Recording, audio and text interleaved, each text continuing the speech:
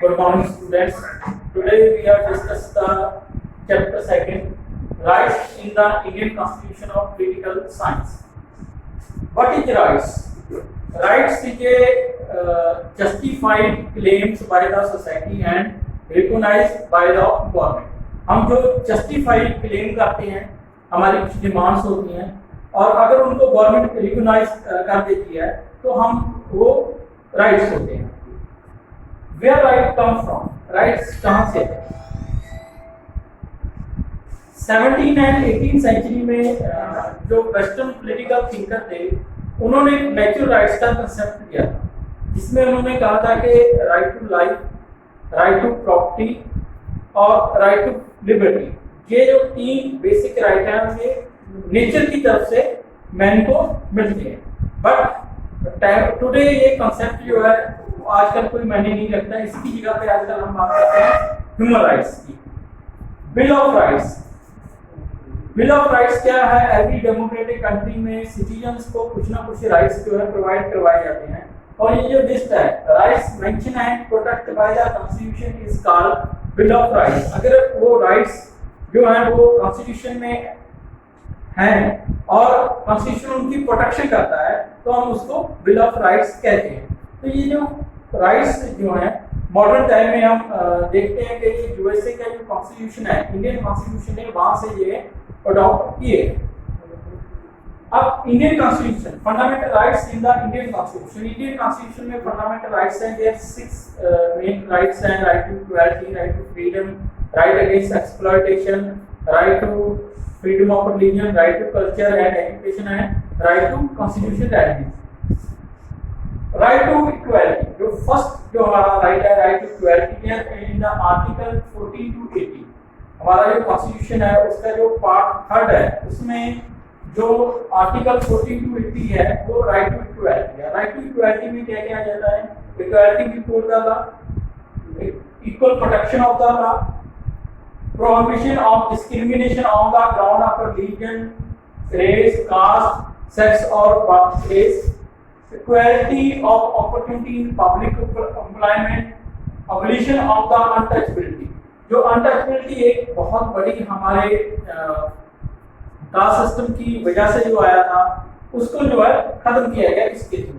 और abolition of the titles, जो titles थे जैसे जगीरदार, रायबाग जो ब्रिटिश ने दिए थे वो सभी तरह के टाइटल्स खत्म कर दिए गए हैं. अब सिर्फ आर्मी के टाइटल्स और जो जैसे हमारे जो खेल रत्न है या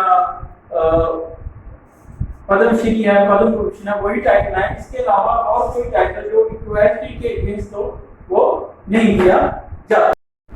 the next fundamental rights is right to freedom. Article 92-22 freedom of speech and expression, assemble peacefully. ये सारी जो हम अपनी जो स्पीच है, एक्सप्रेशंस हैं या अपने व्यू है एक्सप्रेस कर सकते हैं, ये राइट टू फ्रीडम में अंदर आता है. असेंबल हो सकते हैं peacefully, form association and unions आप बना सकते हैं. Move freely throughout the territory of India, reside and settle in any part of the India, practice any profession और टू कैरी एनी ऑक्यूपेशन. हम इंडिया में कहीं भी जा सकते हैं, कहीं भी रह सकते हैं या कहीं भी काम कर सकते हैं या कोई भी प्रोफेशन जो है हम वो अडॉप्ट कर सकते हैं. Protection in respect of convention for offences.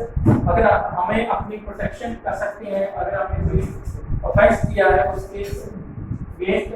Right to life and personal liberty, right to education, protection against arrest and detention certain cases. Third right is right against exploitation.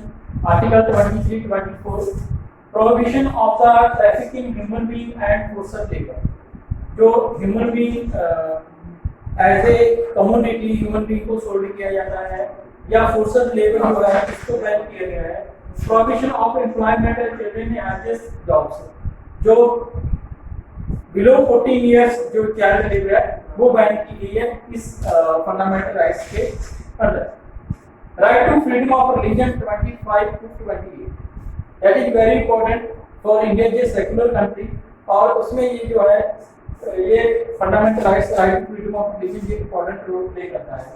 Freedom to conscious of free practice and propagation of religion, आप practice कर सकते हो किसी भी religion की, उसको promote कर सकते हो। Freedom to manage a religious affair, freedom to pay tax for promotion of any particular religion, आपको टैक्स जो है पे करने से छूट दी गई है promotion of any particular religion को लेके। Freedom to attend religious instructions और worship in certain educational institutions, जो रिलीजियस और जो वर्शिप है जो कुछ सर्टेन जो एजुकेशनल इंस्टीट्यूशन है उनमें दी गई है, स्पेशली जो माइनॉरिटी है उनके लिए। अदरवाइज जो है जो फ्रीडम ऑफ जो रिलीजन प्रैक्टिस है इन एजुकेशनल इंस्टीट्यूशन में वो बैन की गई। Culture and education right, article 29 and 30, protection of language culture of a minority, right to minority to establish educational institution. तो ये जो फंडामेंटल राइट्स है ये प्रोटेक्शन करता है हमारी लैंग्वेज की, कल्चर ऑफ माइनॉरिटी की, और जो माइनॉरिटी है वो अपने जो एजुकेशनल इंस्टीट्यूशन है वो एस्टैब्लिश कर सकते हैं, तो इसको माइनॉरिटी राइट्स भी कहा जाता है। नेक्स्ट है राइट टू कॉन्स्टिट्यूशनल रेमेडीज, ये बैकबोन है हमारे सभी फंडामेंटल राइट्स की।